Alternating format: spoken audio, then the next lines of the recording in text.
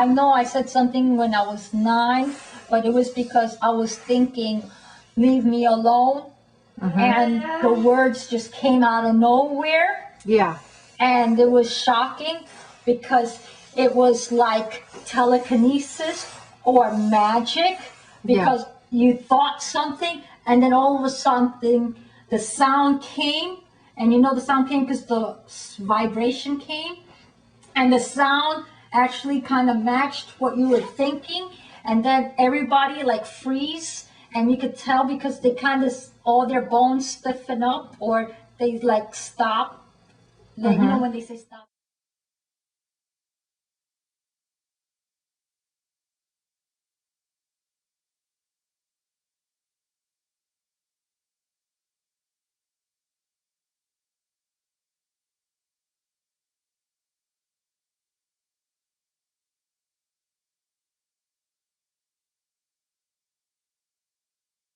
And sometimes they could even understand that you understand what's happening, but many times it's like you're not even there.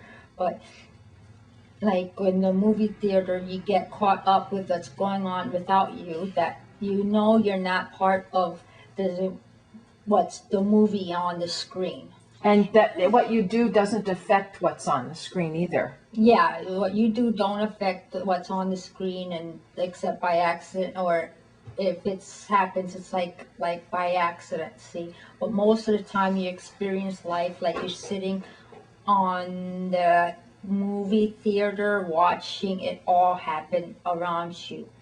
It would be sort of like Indiana Jones on the movie screen, turning to you in the audience and saying, what do you think about that, Sarah? All of a sudden you just have a sense of yourself as part of what's happening, see? And it would be shocking if Indiana Jones turned to me and I was watching the movie, and he said, Sarah, at first I wouldn't even think he was talking to me. Because you have already gotten used to the fact that you were something separate of what was going on around you.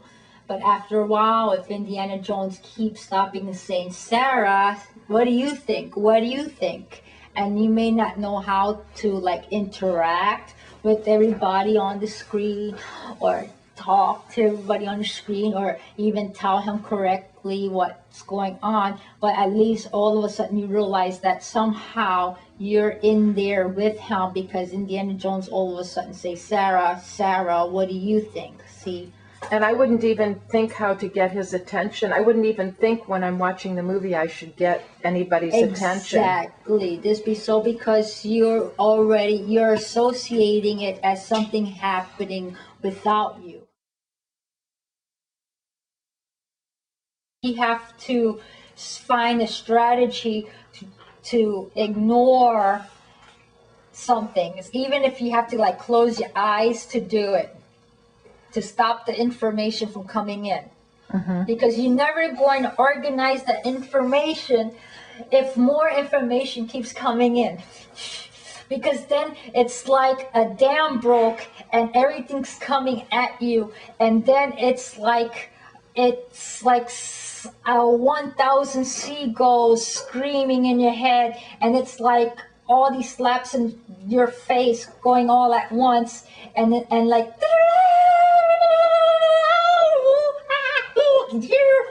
all of that coming in, like you, and then everything, all the sights coming in all at once. It's like all the colors hitting you like a hit in the face, and light and darkness and the contrast, like boom, boom, like almost like your eyes almost like burning, like nauseous feeling because it's all hitting you.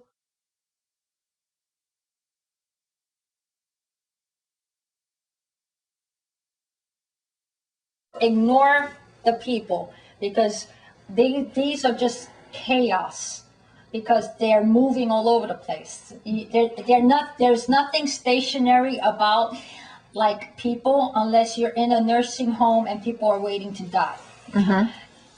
You have to, like, people they're too much. They're moving all over the place.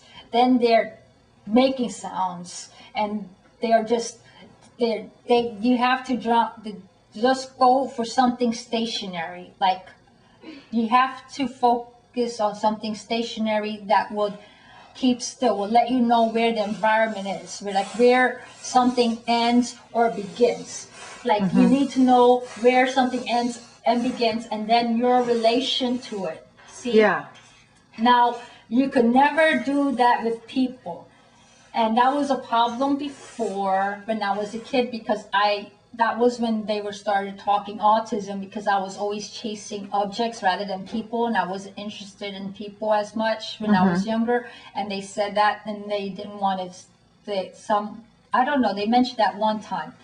But the people were chaos, and the objects were more calming and stable.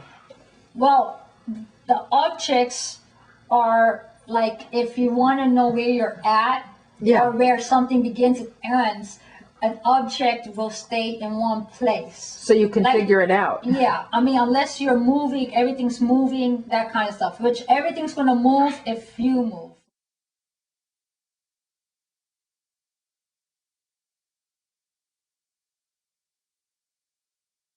Like when we went to Henry's house, and she put like grapes on a Nemo plate.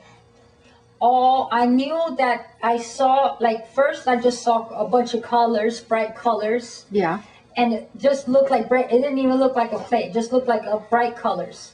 Then all of a sudden the bright colors sort of like settled down, and then there were edges, like different colors, and then they had the edges. Then you see like it would end in a round shape. Then when the colors settled down more, I realized, oh, that's like Nemo from the Walt Disney movie. Yeah. And it was the fish from Nemo. See? And then when did you see food on the plate after that? Like I saw that there was like pictures, like other colors that did not correlate with the image of the fish. The Nemo. fish. Yeah, like there were like weird things. I touched it, there was something on it. Well, of course I rationalized that if she put a plate, that it turned out to be a plate, that there may be something on it. So I looked at it, I realized it was a grape after I took it out of its environment, which was the many-colored plate. So I knew that the dolphin will not be able to see the grapes on the plate, because she won't be able to separate the grapes from the plate.